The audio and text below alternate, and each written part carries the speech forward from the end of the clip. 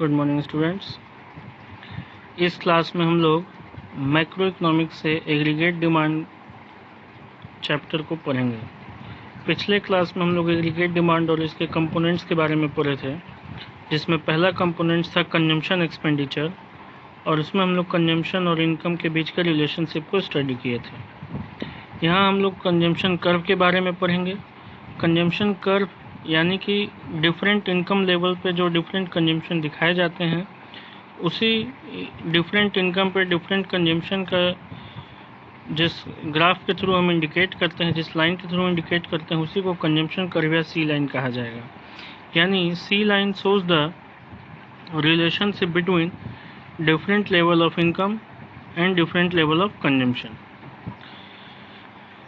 इस डायग्राम में हम देखते हैं कि जो हमारा ये ओरिजिन से शुरू हो रहा है curve 45 degree line, this is called income curve. इसको लाइन ऑफ रेफरेंस भी कहा जाता है। ये 45 डिग्री इसलिए होता है क्योंकि ये इंडिकेट करता है कि इस कर्व के, इस लाइन के किसी भी पॉइंट से जो एक्स एक्सिस और वाई एक्सिस का डिस्टेंस होगा वो दोनों ही साइड इक्वल होगा। यानी ये जितना वाई ओ से वाई तक होगा उतना ही, अगर यहाँ से ये बी से वाई तक जितना डिस्टेंस होगा, ठीक उतना ही बी से अगर इधर हम वाई एक्सिस पे ड्रॉ करते हैं तो ये होगा। तो इस चीज़ को ये इंडिकेट करता है लाइन, इसलिए ये 45 डिग्री होता है। इसको रेफरेंस, लाइन ऑफ रेफरेंस भी कहा जाता है, और यही इनकम कर्व है। तो एक्स एक्सिस पे इनकम हम दिखाए हैं और वाई एक्सिस पे कंजम्पशन हम लोग दिखाते हैं। हमने यहाँ देखेंगे कि जो हमारा कंजम्पशन कर्व है वो वाई एक्सिस के एक पॉइंट जिसको सी बार लिखा गया है से इसका स्टार्टिंग पॉइंट है। यानी कि जो कंजम्पशन कर्व है ये हमेशा ही वाई एक्सिस के एक पॉइंट से स्टार्ट होता है, जो इंडिकेट करता है कि जब इनकम जीरो है तो भी कंजम्पशन कुछ ना कुछ पॉजिटिव होता है, जिसको हम ऑटोनोमस कंजम्पशन बोलते हैं। और इस ऑटोनोमस कंजम्पशन को सी बार से कहीं कहीं सी जीरो से भी इंडिकेट किया जाता है। तो पहला हम देखते हैं कि C curve starts from Y axis, implying that there is a minimum level of consumption even when Y यानी income is equal to zero. तो जीरो इनकम पे जो हम अपना कंजम्पशन करते हैं वो कहाँ से करते हैं, तो आइदर फ्रॉम पास्ट सेविंग्स और बोरोइंग्स, या तो हम अपने सेविंग को विड्रॉ करके करते हैं या फिर कहीं से बोरो करके करते हैं। इसलिए जीरो इनकम पे भी कुछ ना कुछ पॉजिटिव कंजम्पशन होता है। फिर देखिए कंजम्पशन कर्व जो है सी लाइन वो अपवर्ड स्लोपिंग है, यानी ऊपर की तरफ बढ़ता है। ये इंडिकेट कर रहा है कि जैसे जैसे इनकम हमारा बढ़ता है कंजम्पशन भी बढ़ते जाता है, यानी इनकम और कंजम्पशन के पॉजिटिव रिलेशनशिप को इंडिकेट करता है। C line is upward sloping indicating that there is direct और positive relationship between income and consumption. लेकिन हम एक चीज़ ध्यान देंगे कि जिस रेट से इनकम बढ़ता है कंजम्पशन उस रेट से नहीं बढ़ता है ना। इसको फंडामेंटल साइकोलॉजिकल लॉ भी कहा जाता है। The rate at which income increases is more than the rate or at which consumption increases because a part of income is saved। या ह्यूमन टेंडेंसी ये होती है, और तो धीरे इस यही रीज़न है कि एक सर्टेन इनकम लेवल तक जब कंजम्पशन हमारा इनकम से बड़ा होता है, यानी तब तक हम सेविंग विड्रॉ करते हैं या बोरोइंग करके अपना काम चलाते हैं, एक सर्टेन इनकम लेवल पे कंजम्पशन और इनकम इक्वल होता है। तो जिस इनकम लेवल पे वाई और सी यानी इनकम और कंजम्पशन इक्वल होगा उसको हम ब्रेक इवन पॉइंट बोलते हैं। तो इस डायग्राम में जो है ओ वाई इनकम जो है यही हमारा ब्रेक इवन पॉइंट का इनकम होगा, क्योंकि इस ओ वाई इनकम लेवल पे वाई और सी का लेवल इक्वल है, जिसको पॉइंट बी से इंडिकेट किया गया है। फिर उसके बाद हम देखते हैं, यानी कि पॉइंट बी के बाद यानी ब्रेक इवन पॉइंट के पहले कंजम्पशन का फिगर इनकम से बड़ा होता है, जहाँ सेविंग निगेटिव होगा, और जैसे ही हमारा ब्रेक इवन पॉइंट हम क्रॉस करते हैं तो कंजम्पशन का फिगर इनकम से छोटा हो जाता है, यानी यहाँ से हमारे इनकम का हिस्सा जो है सेव होना शुरू हो जाता है, यानी पॉजिटिव सेविंग्स हो जाता है। और ब्रेक इवन पॉइंट पे जहाँ इनकम और कंजम्पशन इक्वल होता है तो सेविंग वहाँ जीरो होता है। ठीक है, तो इस तरह से हम देखें कि when y is equal to C it is called the situation of break even point. Before break-even point, C is greater than Y, implying negative savings or borrowings. Beyond break-even point, C is smaller than Y, implying that a part of income is saved, that is positive savings.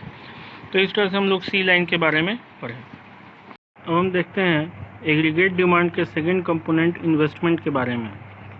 तो investment के बारे में हम लोगों ने starting में ही पढ़ा था कि कैपिटल गुड्स या इन्वेंट्री पे प्रोड्यूसर सेक्टर के थ्रू प्रोडक्शन के पर्पस से जो भी खर्च किया जाता है उसको हम लोग इन्वेस्टमेंट एक्सपेंडिचर बोलते हैं, और इनकम और इन्वेस्टमेंट के रिलेशनशिप को ही इन्वेस्टमेंट फंक्शन कहा जाएगा।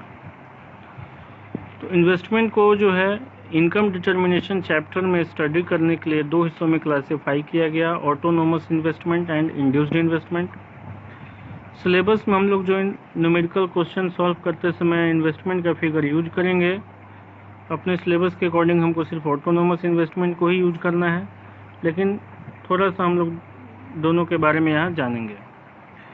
ऑटोनोमस इन्वेस्टमेंट यानी जो मेनली गवर्नमेंट सेक्टर के थ्रू वेलफेयर के पर्पस से किया जाता है, जिसका इनकम से कोई रिलेशन नहीं होता, यानी सरकार का इनकम ज़्यादा हो या कम हो या नहीं हो, वेलफेयर के लिए गवर्नमेंट को कुछ एक्सपेंडिचर निश्चित रूप से करने पड़ते हैं और वो सरकार को करना ही होगा, तो इसको हम लोग ऑटोनोमस इन्वेस्टमेंट बोलते हैं। चूँकि ये इनकम से इसका कोई रिलेशन नहीं होता है, इसलिए जो इन्वेस्टमेंट कर्व होता है ये एक horizontal straight line x axis के पैरेलल होता है, जो ये इंडिकेट करेगा कि इनकम चाहे इकोनॉमी में 0 हो, 10 हो, 20 हो, 30 हो, ये हर जगह कांस्टेंट होगा।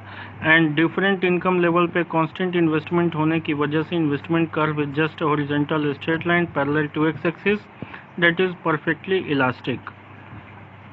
तो ऑटोनोमस इन्वेस्टमेंट के बारे में जाने हम कि ऑटोनोमस इन्वेस्टमेंट यानी वैसा इन्वेस्टमेंट जिसका इनकम से कोई रिलेशन नहीं होता है, ये मेनली गवर्नमेंट सेक्टर के थ्रू वेलफेयर के पर्पज से किया जाता है, और इसलिए ये कर्व का शेप जो है परफेक्टली इलास्टिक होता है। अब हम जानते हैं इंड्यूस्ड इन्वेस्टमेंट के बारे में। इंड्यूस्ड इन्वेस्टमेंट यानी वैसा इन्वेस्टमेंट जो डायरेक्टली इनकम से रिलेटेड होता है, यानी ये मेनली प्राइवेट सेक्टर के थ्रू किए जाते हैं। इनका मेन मोटिव प्रॉफिट अर्निंग होता है, इसलिए अगर प्राइवेट सेक्टर का इनकम बढ़ता है तो उसका इन्वेस्टमेंट भी बढ़ता है, इनकम घटता है तो इन्वेस्टमेंट घट जाता है, यानी इनकम से जो है इस इंड्यूस्ड इन्वेस्टमेंट का डायरेक्टली रिलेशन होता है, इसलिए इन्वेस्टमेंट कर्व जो होगा इस सिचुएशन में अपवर्ड स्लोपिंग होगा। तो अपवर्ड स्लोपिंग इन्वेस्टमेंट का देखिए लिखा गया है कि induced investment is directly related to the level of income, it is made by private sector for profit maximisation. I curve that is investment curve slopes upward implying that there is positive relationship between income and investment. जैसा कि यहाँ दिखाया गया है कि जब income का level OI था तो इन्वेस्टमेंट OI था एट पॉइंट ए।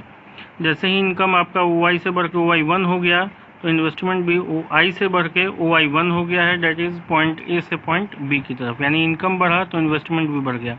तो ये आज जो हमारा अपवर्ड स्लोपिंग इन्वेस्टमेंट कर्व हुआ ये इंड्यूस्ड इन्वेस्टमेंट हुआ, और परफेक्टली इलास्टिक जो इन्वेस्टमेंट कर्व हुआ इसको ऑटोनोमस इन्वेस्टमेंट बोलेंगे।